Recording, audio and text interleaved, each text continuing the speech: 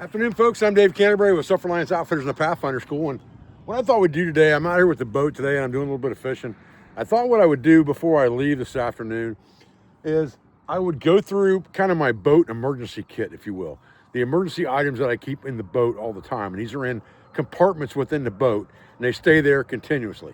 So I thought we would look at that today because other things may switch in and out depending on what I'm doing. Obviously, this is a camping and fishing trailer. It's a custom trailer by Macon Welding and Manufacturing, and it's built to specifications. So you order a trailer from them and you have them build it to your specs. This is built to hold a canoe or a kayak or up to a 14-foot john boat. It's got a rooftop tent on the top of it so that I can drop the boat in the water and pop up my camp. It's a very, very simple situation. It's kind of new in the overlanding community here in the States, but they do stuff like this in Australia to get back to areas of water that other people can't get to. They'll drag a trailer back there with a boat and camp right there. And this overlanding and boating type trailer is a fairly new concept here in the US, but I think that Macon Welding Manufacturing is doing a great job of capitalizing on that market and keeping things at a price that are more blue collar, if you will. I hate the word common man because it gets misconstrued so much, but blue collar. You know, this complete setup is probably under 10,000. And when you look at 40,000 for an overlanding trailer, 10,000 is a quarter of that. And you can camp, you can fish, you can do whatever you want to do off this trailer. And if you're going to set up for hunting, you would just set it up differently. We can talk about that in future videos. I have another trailer that we'll talk about that actually has a Freedom Camper on that trailer, but it's another custom trailer built by Macon Welding Manufacturing, but it's for a hunting camp. This is more for a fishing camp. So let's get inside this canoe real quick. This is my 14-foot canoe. It's my favorite canoe.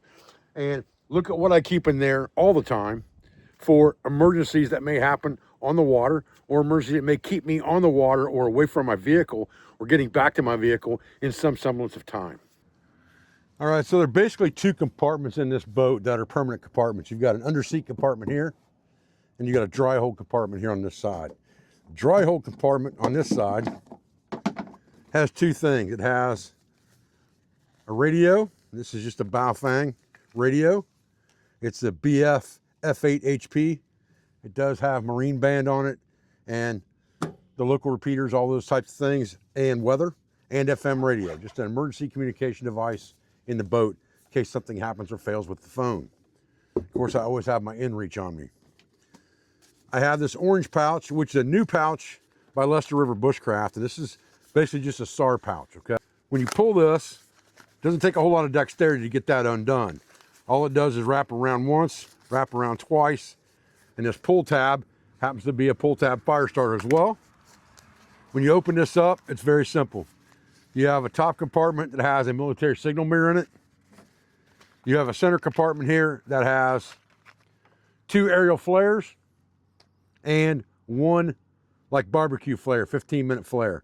So you got fire for signaling or fire for emergencies. You also have two ways to be able to signal for rescue aerially, and you have a signal mirror all in a single pouch, which makes it really convenient to just throw that pouch. I just kind of tuck this up inside of here like this. To just throw that pouch in the dry hold and always have it there. So you've got most of your signaling stuff right there in that dry pouch, okay, in that dry box area of the canoe. On the other side of this, you have a seat box right here. Let me see if I can get this to stay up out of the way for a minute. I might not be able to. Looks like it's going to stay out of the way. All right. This is just for my trolling motor. I just leave it laying in there. I've got a shemagh in there. I have a 65-liter dry bag in there.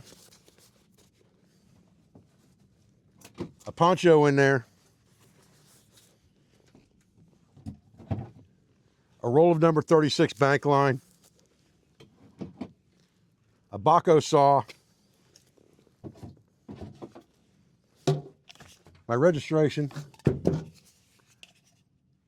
A Mora Bushcraft Black. And my Grail and cup. So you've got the things that you need in there in an emergency. You've got tools. You've got ways to start fire in here very easily. You've got cover elements in here that you can use, both for rain or for a cover element if you had to build shelter.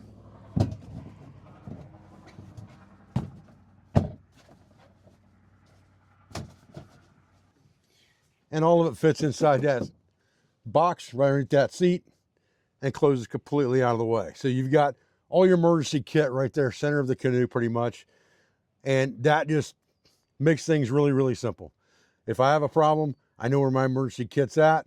I've got some of it that's dry in a dry hold. I've got some of it in here that's not in a dry hold, but I do have a dry bag in case I want to stuff stuff in there and walk away from the canoe. If I'm on shore, things like that. I want to protect things from rain. I have ways to do that. Now you have to remember that I'm not walking around without my basic emergency kit, my EDC type stuff, right? So I've always got, you know, a pocket knife. I've always got ways to start fire. I always have my inReach. All those things are with me all the time. So if I have a problem in this boat, I'm going to have them on my person. These extra things that are in the boat on top of that are just emergencies for, I need to camp overnight and I didn't plan to. It's storming and I need to get out of the rain. I need to start a fire because maybe I fell out of the canoe or something like that and drug it to shore, and then I had to start a fire because it was cold outside or colder than I want to stay for very long without heat. There's flares in there so that I can signal for rescue if I need to. A way to start fire to signal for rescue if I need to. My inReach, a radio, my cell phone. Lots of ways to communicate for rescue if I need to as well. And that's really the key. It doesn't have to be a complicated kit. It doesn't have to have a ton of stuff in it. Basically, just fall back to the 5 C's are covered. You have a cutting tool, you have a combustion device, you have containers, you have cordage, and you have cover elements to be able to build shelter and protect your body's core temperature. If you have that covered, it's a pretty simplistic kit and doesn't need to be overbearing. You don't need a 40-pound backpack of what ifs in here.